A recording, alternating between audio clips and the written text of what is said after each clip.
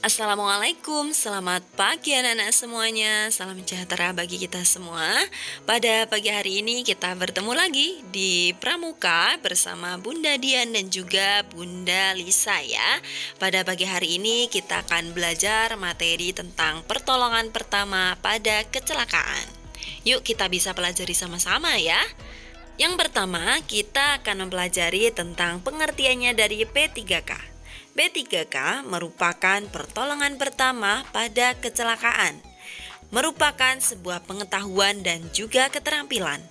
Jika kita hanya mengetahui teorinya saja, tanpa melakukan latihan, maka mental kita tidak terlatih ketika menghadapi kejadian yang sebenarnya. Begitu juga sebaliknya. Ketika kita langsung praktek tanpa membaca teori, kita akan melakukan pertolongan yang salah pada korban. Jadinya, teori dan juga praktek ini harus seimbang. Tapi berhubung kita sampai hari ini masih virtual, jadi untuk prakteknya bisa kita lakukan ketika sudah bertatap muka ya.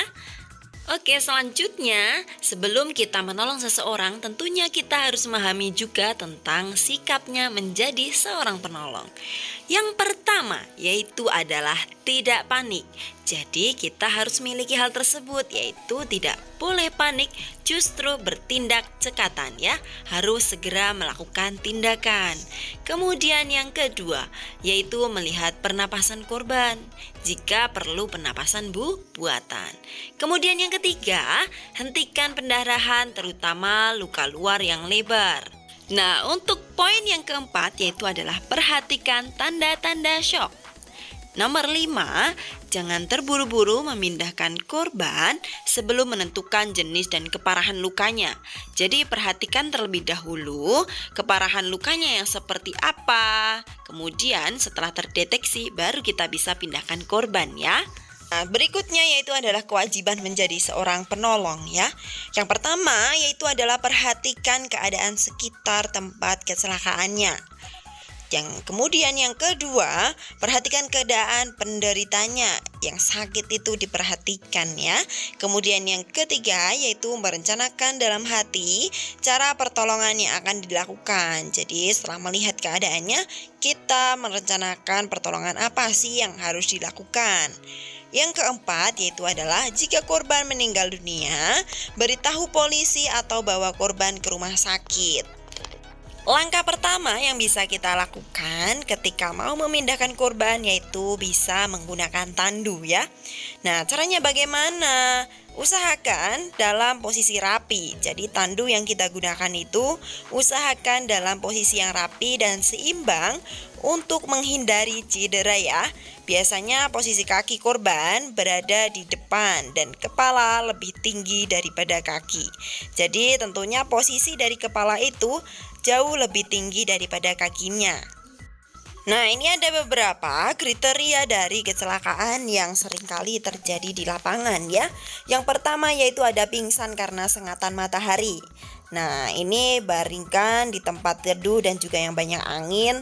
Bisa dilakukan kompres seluruh tubuh dengan air dingin.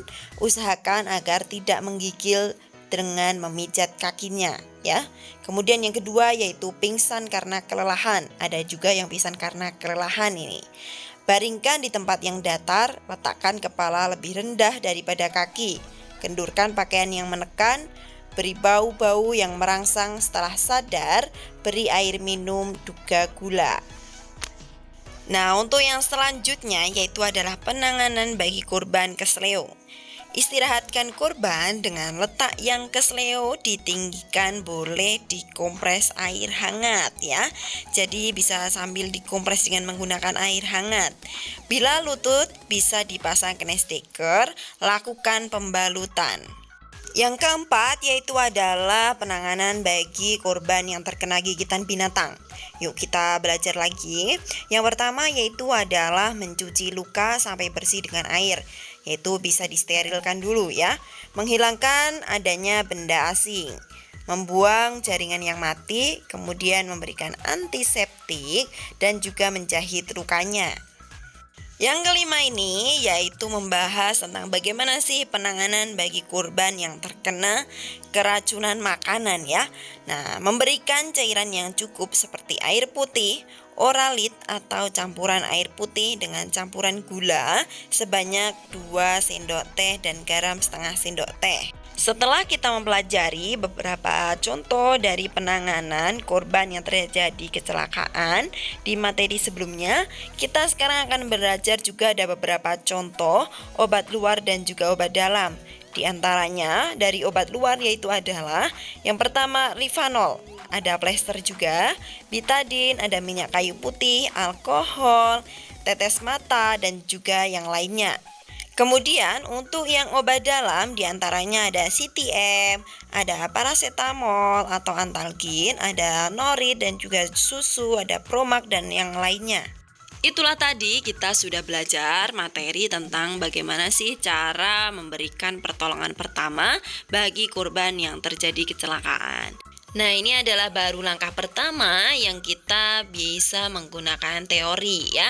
Dan langkah selanjutnya semoga kita bisa berlatih di lapangan tentang bagaimana sih cara penerapannya ketika kita memberikan pertolongan pertama pada korban.